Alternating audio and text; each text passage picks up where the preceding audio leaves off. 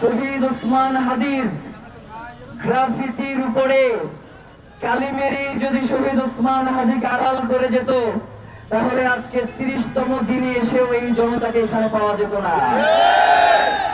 আমাদের কথা শুধু একটাই, গুম করে, গুলি করে, খুন করে থামাবে কে হাদিকে? শুয়োরের বাচ্চারা চেনে না আজাদিকে।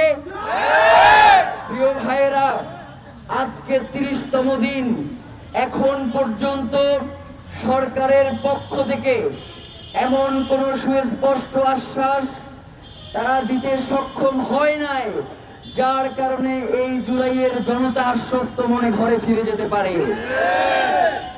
প্রিয় ভাইয়েরা, ইতিপূর্বেই আপনারা দেখেছেন যে বর্তমান যে ইলেকশন কমিশনার, তিনি বলেছেন যে হাদি হত্যা একটা বিচ্ছিন্ন ঘটনা। আমরা রাজনৈতিক দলগুলোর কাছে জানতে চাই, হাদি ঢাকা 8-এর গুরুত্বপূর্ণ একজন আসনের প্রার্থী ছিলেন। সেই সাথে জুলাই পরবর্তী আন্দোলনে জুলাইকে যারা ধারণ করেছেন তাদের মধ্যে হাদি ছিলেন অন্যতম। তাকে যদি আপনি বিচ্ছিন্ন ঘটনা বলেন, তাহলে এই জনগণ যদি আপনাকে ছিন্ন বিচ্ছিন্ন করে ফেলে, আমরাও সেটাকে বলবো বিচ্ছিন্ন ঘটনা। রাজনৈতিক দলগুলো এখন পর্যন্ত এই ইলেকশন কমিশনের অধীনে কিভাবে তারা নির্বাচন করতে এখন পর্যন্ত সচেষ্ট হয় আমার বুঝে আসে না।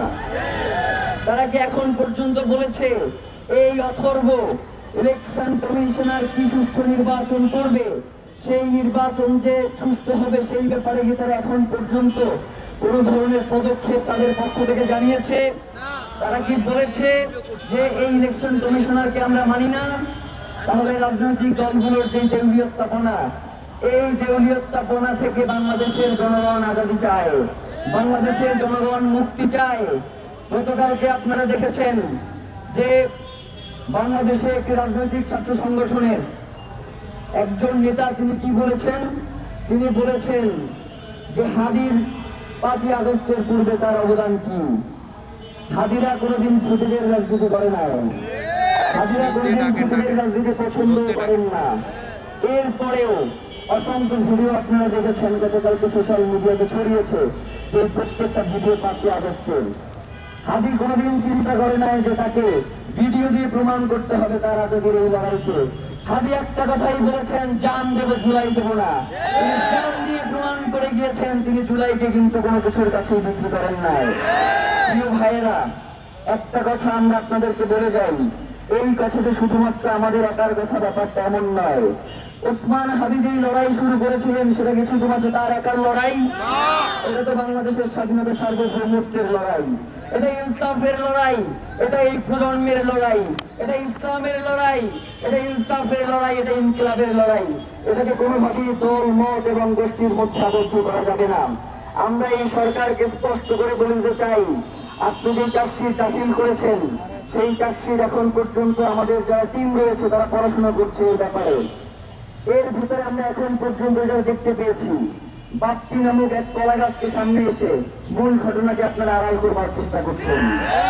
এই জনগণ কি আপনারা বোকা মনে হয়? যেই জনগণ জুলাই ঘটিয়েছে সেই জুলাই জনতার দায় যেহেতু আপনারা নিচ্ছেন না, এই জুলাই জনতার কোনো দায় নাই আপনাকে ক্ষমতায় টিকিয়ে রাখা। তাদের কোনো ঠেকা পড়ে নাই আজীবন তারা রাজপথে রক্ত দিয়ে যাবে, আর আপনারা বারংবার তাদের রক্তের উপর দিয়ে ক্ষমতায় দিয়ে এইসব সুশীল শুরু করাবেন। এই জনগণ, আজকে বাংলাদেশের জনগণ আপনাদেরকে একটা স্পষ্ট বার্তা দিতে চায়, সেটা হচ্ছে আগামীর নির্বাচনে শহীদ ওসমান হাদি খুনিদের ব্যাপারে যারাই সচেষ্ট থাকবে, যারাই সোচ্চার হবে, ভোটের রাজনীতিতে জনগণ তাদেরকে বেছে নিবে।